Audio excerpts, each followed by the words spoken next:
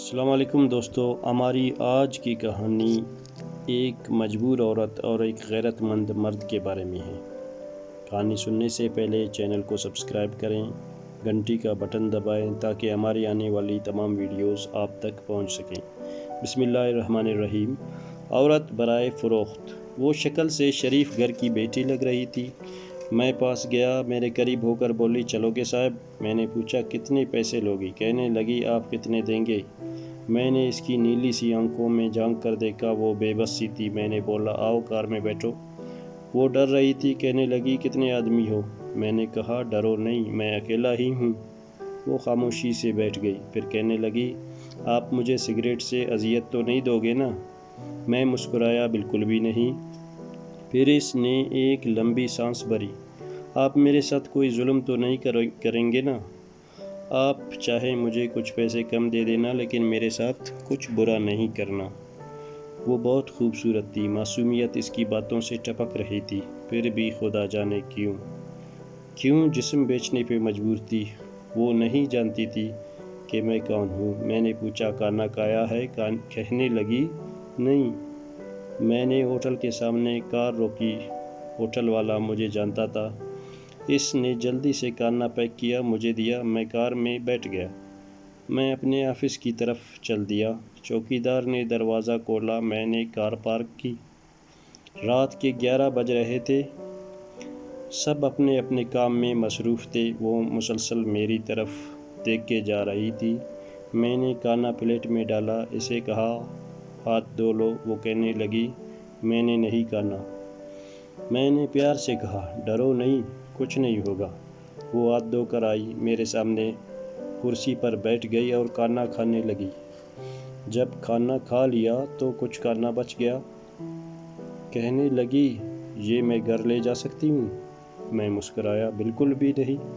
وہ چپ ہو گئی، برقع اتارنے لگی۔ میں نے کہا، رک جائیں، میرے پاس آ کے بیٹھ جائیں۔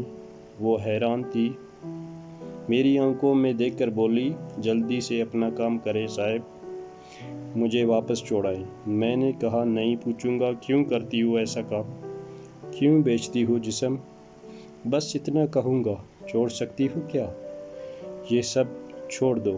وہ میرے چہرے کی طرف دیکھنے لگی، آپ پاگل لگ رہے ہیں مجھے۔ میں نے اس کی آنکھوں میں دیکھا، ہاں پاگل ہی ہوں، سب پاگل ہی سمجھتے ہیں مجھے۔ وہ کہنے لگی، اگر کچھ کرنا نہیں ہے تو مجھے واپس چھوڑائیں۔ میں نے اس کے سر پہ ہاتھ رکھا، پھر اپنے والیٹ سے 30,000 نکالے، اس کے ہاتھ پہ رکھے۔ وہ حیران تھی، کہنے لگی، میں نے نہیں لینے۔ آپ کیوں دے رہے ہیں یہ پیسے؟ میں نے اس کے چہرے پہ ایک تکن محسوس کی تھی۔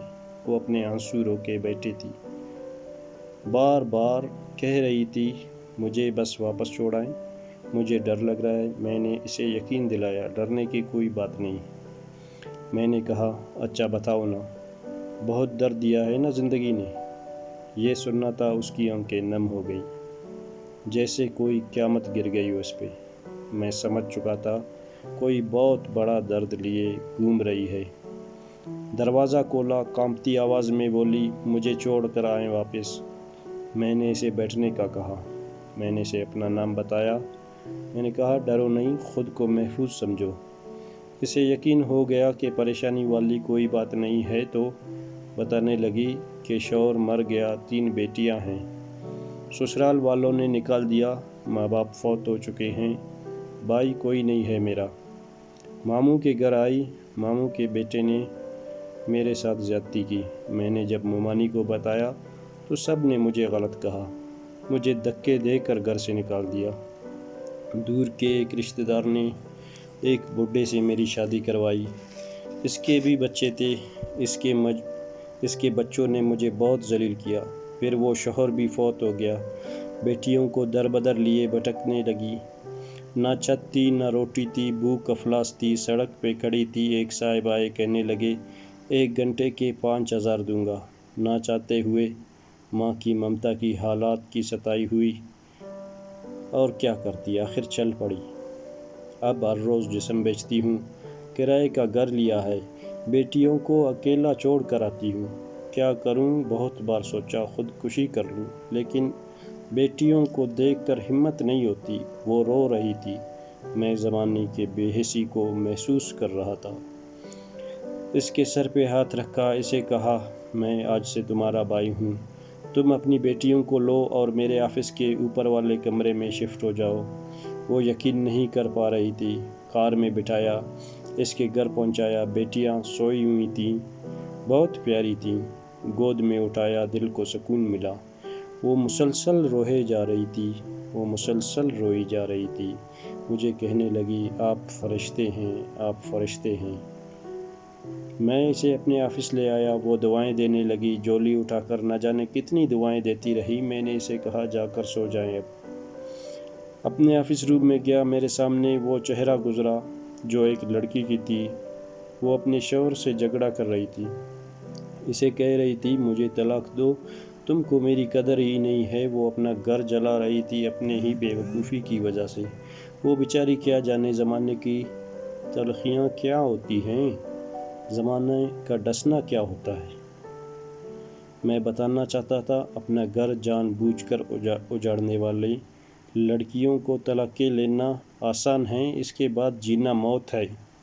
کبھی ساس کا رونا، کبھی نند کا جھگڑا، کبھی جٹانی سے لڑائی، یہ ہر گھر کی بات ہے۔ اس کا ہرگز مطلب طلاق لینا یا گھر اجاڑنا نہیں ہے۔ کم عمری میں ہی میرے سر کے بال سفید ہو گئے ہیں، ہزاروں آنکھوں کے آنسو دیکھ کر۔ اپنے گھروں کو آباد رکھو، خدارا اپنے گھروں کو آباد رکھو۔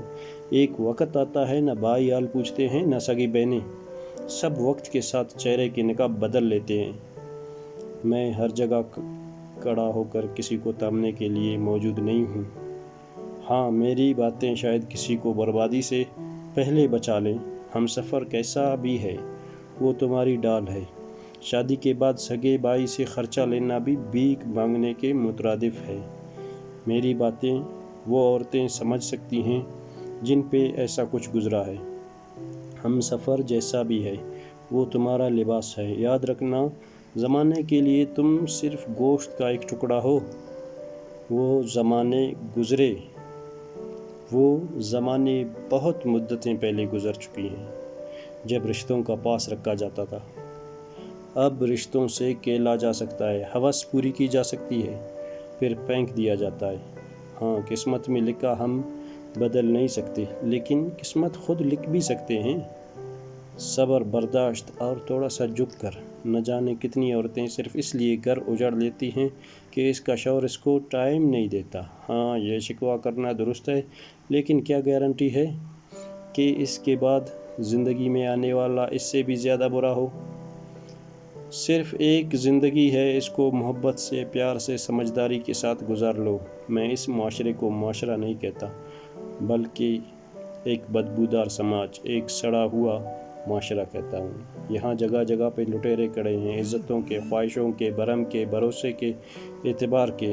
بس آخر پہ ایک بات کہوں گا، اگر تم کو پیٹ بھرنے کے لیے چار دیواری سے باہر نہیں جانا پڑ رہا، اگر تم جسم نہیں بیچ رہی، اگر تمہارے سر پہ چادر ہے، اگر لوگ تمہارا سودا نہیں کرتے، اگر لوگ تم کو وحشیہ نہیں کہتے، اگر تمہارا دامن پاکیزہ ہے، اگر تم رات کو محفوظ پناہ گاہ میں سوتی ہو، تو نہ کرنا برباد، نہ کرنا اپنا آشیانہ برباد، خدارا نہ کرنا، ورنہ رون دی جاؤ گی، نوچ لی جاؤ گی۔